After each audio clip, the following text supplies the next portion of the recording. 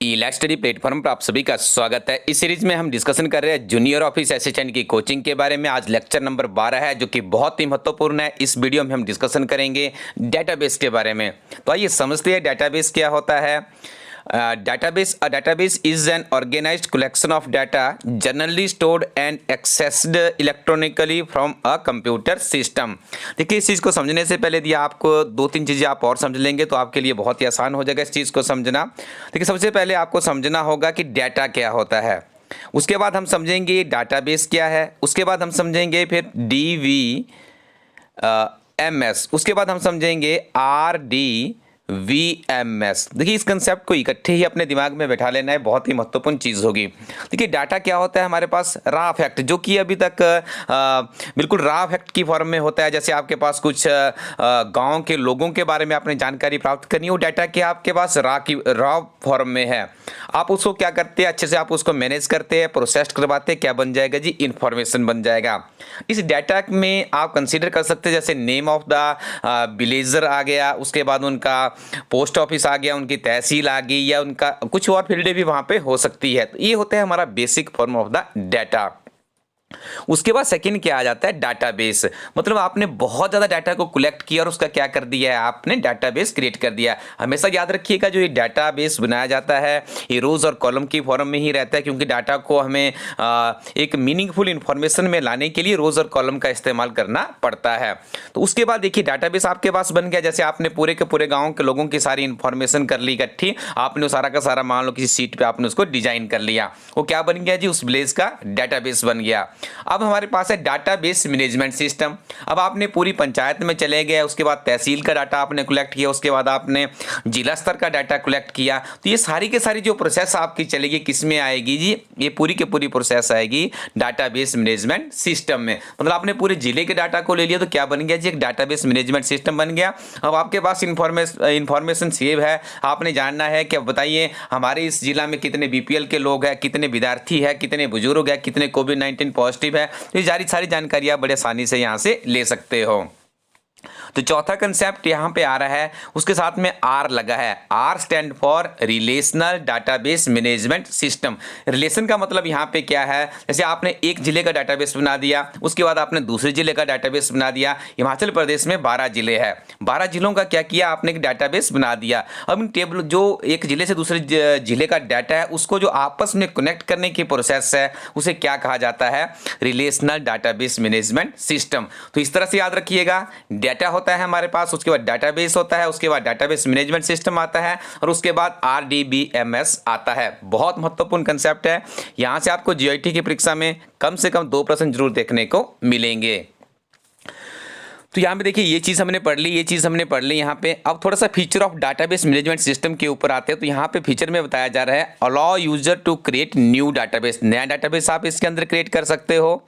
Support the storage of very large amount of data many gigabytes. देखिए, database मैंने आपको कहा, जैसे उत्तर प्रदेश की बात कर लीजिए, या उत्तर प्रदेश, चलो हम इस तरह कॉमन एग्जांपल लेते हैं। जैसे हमारे पास वो आधार कार्ड है, ठीक है जी, तो जो हमारे आधार कार्ड बनने उनका डाटाबेस देखो आप जी, पूरा भारत, तो कितने तरह की इंफॉर्मेशन आपकी उसमें आधार कार्ड में ली जाती है, कितने अमाउंट का एक डाटाबेस मैनेजमेंट सिस्टम है, जिसे डिफरेंट तरह की RDBMS के साथ में कनेक्ट करके डिफरेंट तरह के उसमें डाटा को आपस में कनेक्ट करके कितना मीनिंगफुल इंफॉर्मेशन हमारी कंट्री में मैनेज हो रहा है। उसके बाद नेक्स्ट है यहाँ पे, control access to data from many users at once. देखिए, आप पूरा कंट्रोल कर सकते हैं। Users give user the ability to query the data and modify the data. अब इसके लाभ एडवांटेजेस की बात कर लेते हैं, जो कि बहुत ही महत्वपूर्ण है। देखिए, यहाँ पे आपको सिंपल लग रहा होगा, कुछ विद्वानों की हमें कमेंट भी आती है कि ये चीज़ें इंपॉर्टेंट ही नहीं है। भैया, इंपॉर्टेंट नहीं है तो आप मत सुनिएगा, जिसके लिए इंपॉर्टेंट होगी वो सुनेगा, क्योंकि जब हम आप लोगों को ये सीरीज पढ़ा देते हैं उसके बाद हम मूल्यांकन भी करते हैं। हमारी हिमाचल प्रदेश एक समग्र अध्ययन किताब है, जब से किताब को लॉन्च किया गया उस किताब का मूल्यांकन भी करते, कितने प्रश्न वहां से पूछे गए थे।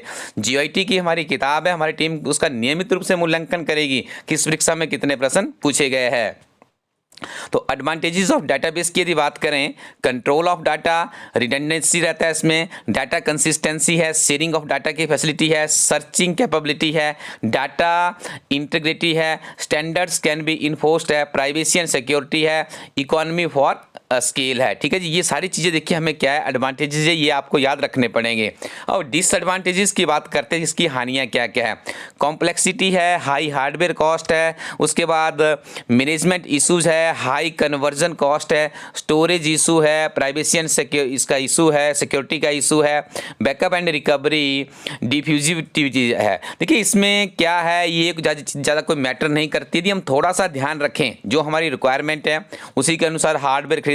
देखिए आज के बच्चे क्या करते हैं, बड़े हैवी लैपटॉप खरीद लेते हैं, जिसके लिए उनको काफ़ी ज़्यादा पैसे भी खर्च करने पड़ते हैं। क्या उनके पास उस तरह की रिक्वायरमेंट भी है? आप अपना स्मार्टफोन उठा के देखिए कि उसमें कितने फीचर है और हम उसका कितने फीचरों का इस्तेमाल कर पाते हैं। तो हमारी जो नेसेसिटी है, हमारी जो ज़रूरतें हैं, वो जिसके आधार पे हम परचेजिंग करते हैं, यदि उनको ध्यान में रखा जाए तो एक कम खर्च करके भी आप एक अच्छा बेहतरीन प्रोडक्ट अपने लिए ले सकते हो। उसके बाद आगे RDBMS हमने पढ़ लिया, रिलेशनल डाटाबेस मैनेजमेंट सिस्टम है। उसके बाद थोड़ा सा हम इसको क्विक सा रिवीजन करेंगे। उसके बाद आपको पता है हम इसमें एब्रीविएशन पढ़ेंगे, सिंगल लाइन क्वेश्चन प्रश्न उत्तरी पढ़ेंगे और MCQ करेंगे और चैप्टर को ख़त्म करेंगे।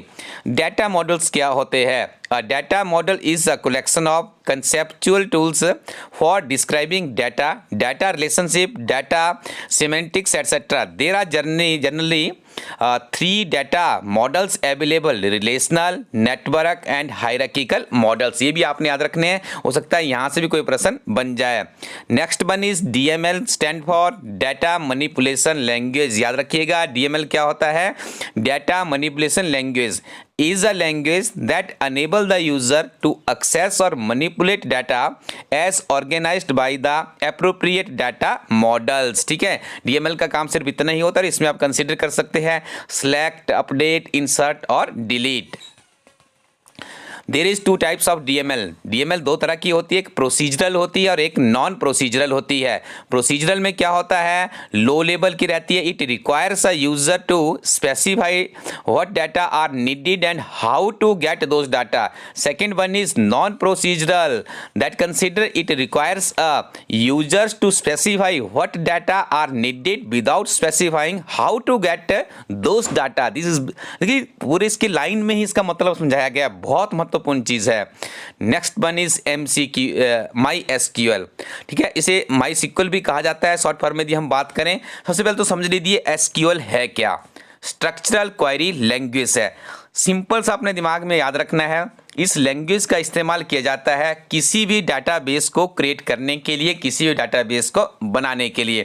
जब भी आपके दिमाग में चीज़ आए व्हाट इज SQL, आप इसको इस तरह से भी याद रख सकते हैं, ये डाटाबेस को क्रिएट करने की एक लैंग्वेज है। That enables you to create and operate on relational databases which are sets of related information stored in tables. SQL in the is the natural language on most DBMS. SQL proves very useful for interactive processing। ठीक है जी, capabilities of SQL क्या है? DDL की facility है, DML है, embedded data manipulation language है, integrity आप इसमें कर सकते हैं, ऑथराइजेशन है, व्यू डेफिनेशन है, प्रोसीजरल कैपेबिलिटीज है, reduce network traffic, error handling procedures है, फैसिलिटेट्स शेयरिंग है, इम्प्रूव्ड ट्रांजैक्शन परफॉर्मेंस है। ये सारी की सारी चीज़ें आपको कैपेबिलिटी ऑफ MySQL में कंसीडर की जाती है। उसके बाद हम बात करें फीचर ऑफ MySQL, तो इसमें क्या आता है? Open source and available free. देखिए ये क्या है? ओपन सोर्स लैंग्वेज है जो कि फ्री ऑफ कॉस्ट में आप इसका इस्तेमाल कर सकते हैं। Its performance is fast, easy to install and use है, बेटर डाटा सिक्योरिटी है, ट्रस्टेड एंड प्रेस्टिजियस ऑर्गेनाइजेशन है। ठीक है, देखिए ये जो काफ़ी ट्रस्टेड है SQL में आपको बात करूं, बहुत ही वाइडली इसका इस्तेमाल किया जाता है डाटाबेस को क्रिएट करने के लिए। अब आपको याद रखने हैं डाटा टाइप्स के बारे में। डाटा टाइप्स क्या होते हैं मैं आपको समझा देता हूं पहले। देखिए जब कंप्यूटर में हम किसी चीज़ को स्टोर करना होता है तो हमें डाटा टाइप्स की आवश्यकता पड़ती है। जैसे आपका डाटा न्यूमेरिकल फॉर्म में है तो आपको न्यूमेरिकल डाटा टाइप्स की जरूरत पड़ेगी। यदि आपका कैरेक्टर्स में है या किसी और फॉर्म में तो उसकी आवश्यकता आपको पड़ेगी। आइए समझ लेते हैं ये MySQL के डाटा टाइप्स क्या होते हैं। नंबर्स, डेट, कैर CHAR, वर्कैर है, आगे BAR CHAR, स्ट्रिंग है, बुलियन है, डेट एंड टाइम है, लॉन्ग है, रा है और लो रा है। आपको प्रश्न आएगा which one of the following is not considered as a data types in MySQL। तो सारे नाम आपने याद रखने हैं, सारी चीजें सिंपल से। देखिए यदि आपने नंबर्स को स्टोर करना है, नंबर डाटाबेस का इस्तेमाल करेंगे, डाटा टाइप्स का इस्तेमाल करेंगे। डेट को करना है, डेट का करेंगे। करेक्टर और वर्ड करेक्टर का मतलब है करेक्टर्स आपने स्टोर करने हैं। String a collection of text is called string. जो हमारे पास कुछ टेक्स्ट होती है उसकी जो कलेक्शन बन जाती है उसे क्या कहा जाता है, स्ट्रिंग कहा जाता है। उसके लिए यदि उस तरह का डाटा आपने स्टोर करवाना है, we can use the string data type. Boolean क्या होता है, जो डाटा हमारे पास ट्रू और फॉल्स की फॉर्म में होता है उसके लिए हम बुलियन डाटा टाइप्स का इस्तेमाल करते हैं। डेट एंड टाइम यहाँ पे क्लियर हो गया। लॉन्ग, काफी लंबे लार्ज स्केल में यदि आपने डाटा स्टोर करना है तो we can use the long data types. Next one is raw या लो रा। इस तरह का डाटा यदि आपने इसमें स्टोर करना है तो इसके लिए हम यूज करेंगे रा या लो रा का। तो स्टूडेंट्स ये बहुत इंपॉर्टेंट थे डाटा टाइप्स ऑफ MySQL। उसके बाद देखिए MySQL के कुछ फंक्शंस है, ये फंक्शन आपको सेल्फ स्टडी करनी है। इतनी सिंपल और साधारण भाषा में इनको लिखा गया है, आप इनको पढ़ लीजिएगा। यहाँ से भी आपको प्रश्न जरूर देखने को मिलेगा कि ट्रिम फंक्शन का इस्तेमाल क्या होता है। तो आप कहेंगे कि trim function is use to remove the characters from the left of given string. और उसके बाद आपसे पूछ लिया जाता है कि RPAD फंक्शन का इस्तेमाल क्या है, तो आप कहेंगे this function is used insert to given characters to the left of given string to reach at given width. तो देखिए आगे तक यहाँ पे एसक्यूएल की कमांड्स को कैटेगराइज्ड भी कर दिया गया है ताकि आपको अच्छे से समझा जाए। ये आपको सेल्फ स्टडी करनी है और आपके पास ये किताब नहीं है तो आप इस किताब को जल्दी से परचेज कर लीजिएगा। इस किताब में 3 गलतियां हमारे समक्ष आई थी, जो अभी आपके पास जो किताब आएगी उसमें उनको रेक्टिफाइड कर दिया गया। हमारी किताब की इसकी रीप्रिंटिंग हुई थी, कुछ हल्का सा हमने संशोधन भी किया है। जिन बच्चों ने हमारी किताब पहले परचेज कर ली है उनके लिए गलतियों के संशोधन के लिए जो 3 गलतियां हमारे पास आई थी उनके लिए हम अलग से वीडियो जारी करेंगे। आप निश्चित रहिएगा, आपकी किताब भी सिक्योर है, आप उसी को पढ़ते रहिएगा। जो आगे वाली किताब है उसमें जो त्रुटियां थी उसे भी दूर कर दिया गया है। तो आप इस किताब को elasticco.in पे जाइएगा। इस वेबसाइट पे जाने के बाद आपने किताब को परचेज नहीं करना है, पहले सबसे पहले क्या करेंगे उसके डिस्क्रिप्शन में जाएंगे, बुक के कंटेंट्स को अच्छे से देख लीजिएगा और कंटेंट्स को अच्छे से देखने के बाद आप उस किताब को परचेज कीजिएगा। आगे फीचर्स ऑफ ओरेकल। इससे पहले थोड़ा सा हम ओरेकल को समझ लेते हैं। Oracle is an object relational database है। Oracle manage a large amount of data in a multi user environment so that many users can concurrently access the same data. Feature of Oracle में consider किए जाते हैं large database and space management, many concurrent database users, client server environment है, control availability है, manageable security, high availability है, portability है और compatibility है। ये फीचर भी आप लोग एक बार पढ़ लीजिएगा। देखिए PL/SQL के बारे में यहाँ पे थोड़ा सा और बताया गया है। PL/SQL क्या होता है तो आपने याद रखना है, PL stand for procedural language और SQL का तो आपको पता ही है स्ट्रक्चरल क्वेरी लैंग्वेज है। देखिए इसे रिलीज किया गया था 1991 में ओरेकल कॉर्पोरेशन के द्वारा। और ये क्या है, PL/SQL is the super set of SQL है। ये भी आपने याद रखना है, कई बार ये प्रश्न भी कंपेटिटिव एग्जाम में पहले पूछा जा चुका है। थोड़ा सा आप यहाँ पे इसको सेल्फ स्टडी कर लीजिएगा, ये वाला कंसेप्ट बहुत इंपॉर्टेंट है। यदि जो आपको हम बात करें जो आपके सिलेबस में कहा गया है ITES, मैं आपको बार बार वीडियो में रिवीजन इसको रिपीट करवा रहा हूं। उसके बाद है आपके पास IP जो शब्दों का इस्तेमाल किया गया, उसके बाद है जी CS। तो ये किताब बनाई गई है और जो सिलेबस हम पढ़ रहे हैं ये इसी की कलेक्शन है। इसमें एक अक्षर भी बाहर से हमने नहीं लिया है, सिर्फ हमने अपने एक्सपीरियंस का आधार पे और जो अभी तक का ट्रेंड चल रहा था हमने काफ़ी रिसर्च किया इस किताब को लिखने के लिए। हमने GIT के पिछले 7-8 सालों के पेपर लिए, कंप्यूटर ऑपरेटर्स के लिए, असिस्टेंट प्रोग्रामर के पेपर्स लिए, उसके बाद और भी हमने पेपर इकट्ठे किए, उनका हमने एनालिसिस निकाला कि किस तरह का पैटर्न पूछा जा रहा है। उसके बाद इस किताब की एक रूपरेखा रखी गई। उसके बाद विभिन्न तरह की टीम गठित की गई, उनको टास्क दिए गए। उसके बाद हमारी एडिटर टीम ने इस किताब को इन्वेस्टिगेट किया और उसके बाद ये किताब आपके हाथ में आई है। तो ये चीज़ें आपने अच्छे से पढ़ लेनी है। अब देखिए PL/SQL एडवांटेज डिसएडवांटेज खुद पढ़ने हैं आपको। ट्रिगर्स के बारे में आपको करवा देता हूं यहाँ पे, क्योंकि ट्रिगर आपसे पूछा था, लंबा चैप्टर है और हमारा जिसका हम इस्तेमाल करते हैं यहाँ पे रिकॉर्डिंग के लिए ज़्यादा समय तक हमें अलाउ नहीं करता है। उसके लिए हम शरणार्थी चाहते हैं, इसलिए हमें अपने वीडियो छोटे छोटे बनाने पड़ रहे हैं। Triggers, a database trigger is a procedural code that is automatically executed in response to certain events on a particular table or view in database. Triggers are created through create trigger command. ये भी आपको याद रखना है. The automatic execution of triggers is known as firing of triggers. Triggers may be used to supplement declarative referential integrity, to enforce complex business rules, or to audit change to data. It is used to prevent invalid transaction. This is the most important line. Triggers क्या करते हैं, ये आपको prevent करते हैं invalid transaction से. इंटरलेट कीजिएगा, this is very important. Next one is QBE. इसका आपने याद रखना है. क्वेरी बाई एग्जाम्पल इसकी एब्रीविएशन है. ये देखिए, आप ऐसे इसमें तुक्का नहीं लगा सकते हैं. जब आप कम्पिटिटिव एग्जाम में बैठेंगे तो अच्छे से तैयारी करके जाना पड़ेगा. कंपटीशन बहुत है आज की डेट में. QBE is a database query language for relational databases. It was devised by Moshe M. Jalub at IBM. इनका नाम भी याद रखिएगा. अब देखिए स्टूडेंट्स, ये सिंपल सी डेफिनेशन हमने डाल दी है इसमें. इससे बाहर आपको नहीं आने वाला जो हमारी जजमेंट है, क्योंकि आपसे ये पूछा जा सकता है कि प्राइमरी की क्या होती है, फॉरेन की क्या होता है, आइडेंटिफायर्स क्या है, रिजर्व वर्ड्स क्या होते हैं, डेलिमिटर्स क्या है. ठीक है जी, तो ये आपको यहाँ पे पढ़ने होंगे ताकि आप इसको अच्छे से कर लीजिएगा.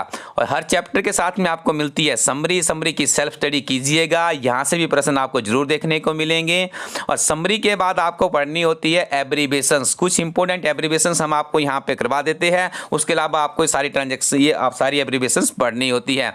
आज की हमारी पहली एब्रीविएशन है OLTP, ऑनलाइन ट्रांजैक्शनल प्रोसेसिंग. ठीक है जी, इसको भी आप लोग याद कर लीजिएगा. और उसके बाद है BLOP, binary large object. Next one is ORDBMS. तो इसे ओ से क्या बन गया जी, यहाँ पे object relational database management system बन गया. यहाँ पे आपने सिंगल लाइनर खुद पढ़ने हैं. सारे के सारे प्रश्न यहाँ पे काफ़ी ज़्यादा प्रश्न हमारी टीम के द्वारा डाले गए हैं. मैं आपको सिर्फ सिलेक्टेड 4 या 5 MCQ ही यहाँ पे करवाऊंगा. उसके बाद ये आपने सेल्फ स्टडी करनी है और अच्छे से पढ़ते रहिएगा. Which of the following is an open source DBMS. तो आपने अभी पढ़ा, आंखें बंद करके आप लिख सकते हैं कि MySQL क्या है, ओपन सोर्स सॉफ्टवेयर. इसके बारे में हम पहले पढ़ चुके हैं. पीछे की वीडियो आपने नहीं देखे तो देख लीजिएगा. आगे चलती है. देखिए यहाँ पे मैं आपको समझाऊंगा फॉरेन की क्या होती है. An attributes or combination of attributes in one table whose values must either match the primary key in another table और भी null is called. देखिए ये चीज़ आपको याद रखनी है. एक बार फिर से मैं आपको डेफिनेशन में ही इसका अर्थ है. यदि आपको साधारण सी इंग्लिश भी आती है तब भी आप इसका अर्थ समझ सकते हो. एन एट्रीब्यूट और combination of attributes is one table whose value must either match the primary key is another table और टू नल और भी null is called it primary key. ठीक है जी, clear. Next one is dash uniquely identified each record is called. उसे primary key कहा जाता है. It is used to establish an association between related table, that is called relationship. ठीक है जी, तो इस तरह से आपको पूरा का पूरा चैप्टर यहाँ पे पढ़ाया गया. उसके बाद हम अगले चैप्टर में जाएंगे, डाटा कम्युनिकेशन के बारे में पढ़ेंगे. यहाँ से भी एक या दो प्रश्न आपको जरूर देखने को मिलेंगे. थोड़ा सा वीडियो को शेयर कर दिया करें ताकि हमारा मोटिवेशन भी बना रहे. यदि हमें व्यूअर्स अच्छे मिल जाए, काफ़ी कड़ी मेहनत की होगी, आपको देख ही रहे होंगे डाटा किस तरह से तैयार किया गया है. और थोड़ा सा आप हमारी इन वेबसाइटों में जाके भी कुछ आर्थिक गतिविधियाँ कर लिया करें, क्योंकि जो हमारी किताबें हैं करंट अफेयर से काफ़ी उपयोगी है विभिन्न तरह के कम्पिटिटिव एग्जाम्स के लिए. तो यदि आपके लिए कोई आवश्यकता होती है तो आप elasticco.in वेबसाइट पर जाके थोड़ा सा अर्थव्यवस्था में भी, हमारी प्लेटफॉर्म की अर्थव्यवस्था में भी सुधार कर दीजिएगा. और अध्ययन के लिए आप elasticco.in वेबसाइट को विजिट करते रहिए. अगला लेक्चर आपको शीघ्र ही उपलब्ध करवा दिया जाएगा. पीछे के लेक्चर नहीं सुने तो अलग से प्लेलिस्ट बना दी गई है, वहाँ पर जाके सुन लीजिएगा. Thank you very much. Keep watching इलास्टडी यूट्यूब चैनल.